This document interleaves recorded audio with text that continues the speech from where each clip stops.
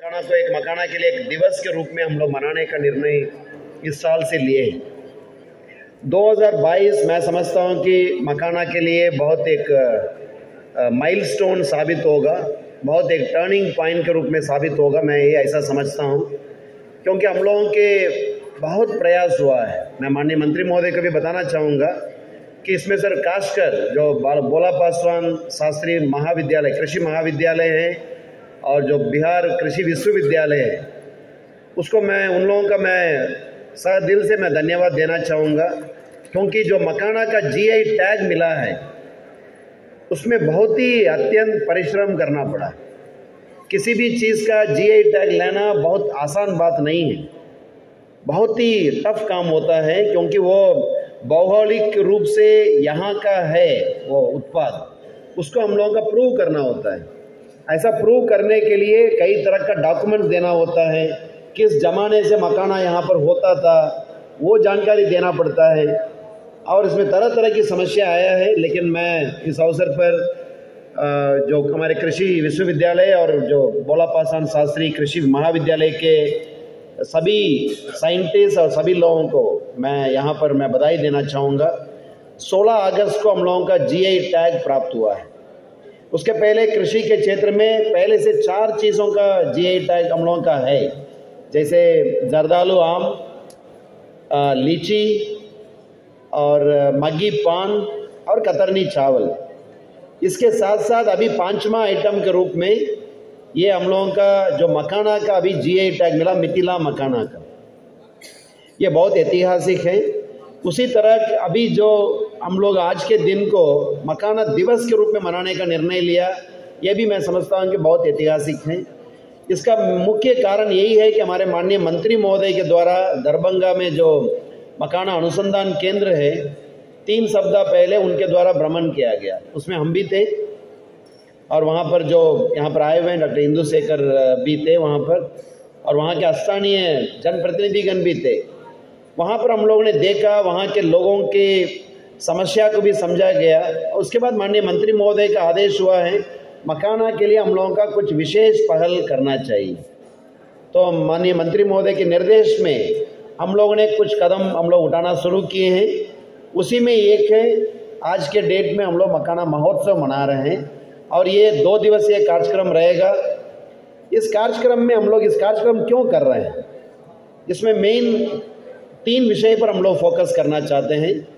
सबसे पहला है कि जैसे सुपौल के किसान ने भी कहा और भी लोग ने कहा है, किसानों को मकाना का खेती करने में काफ़ी परेशानी है, बहुत साधारण नहीं है, बहुत साधारण ढंग से इस पर खेती नहीं हो सकती है, बहुत तरह की परेशानी होती है और उसको कैसे सुलभ कैसे कराया जाए उसके बारे में भी हम लोगों को सोचना पड़ेगा। माननीय मंत्री महोदय का निर्देश हुआ है कि जो वो आपका गुरी है, वो मतलब बीज हम लोग कहते हैं, गुरी आप लोग कहते हैं, उसको निकालना भी बहुत बड़ा कठिन काम है। उसके लिए कैसे कृषि यंत्र का कैसे प्रयोग हो उसके बारे में रिसर्च करना चाहिए। और ये जो मकाना के क्षेत्र में कितने भी रिसर्च होगा वो बाहर वाले कोई नहीं करेगा, क्योंकि मकाना का तो 90% उत्पादन बिहार में हो रही है, तो उसका चिंता बाकी लोगों का क्यों रहेगा। उसकी चिंता भोला पासवान शास्त्री कृषि महाविद्यालय को जरूर होनी चाहिए। तो मैं चाहूँगा कि उस क्षेत्र में राज्य सरकार कृषि विभाग ऑलरेडी हम लोग कुछ आपको सपोर्ट दे रहे हैं, तो मैं चाहूँगा कि आप लोग उसमें और ज़्यादा अनुसंधान किया जाए। जल्द से जल्द छोटे किसानों को भी कैसे मकाना के क्षेत्र में उत्पादन में सुलभ तरीके से उत्पादन हो, उत्पादकता बढ़े, उसके बारे में प्रयास किया जाए। जैसे पहले मकाना का उत्पादन में जो वाइल्ड वैरायटी कहते हैं, मतलब यानी ऐसे ही कोई वैरायटी का नाम ही नहीं है, पहले से करते आ रहे हैं, वही बीज का प्रयोग करते आ रहे थे। अभी हमारे बीच में मतलब हमारे 2 राज्य में 2 यूनिवर्सिटी हैं, तो दोनों के द्वारा प्रभेद ऑलरेडी विकसित है।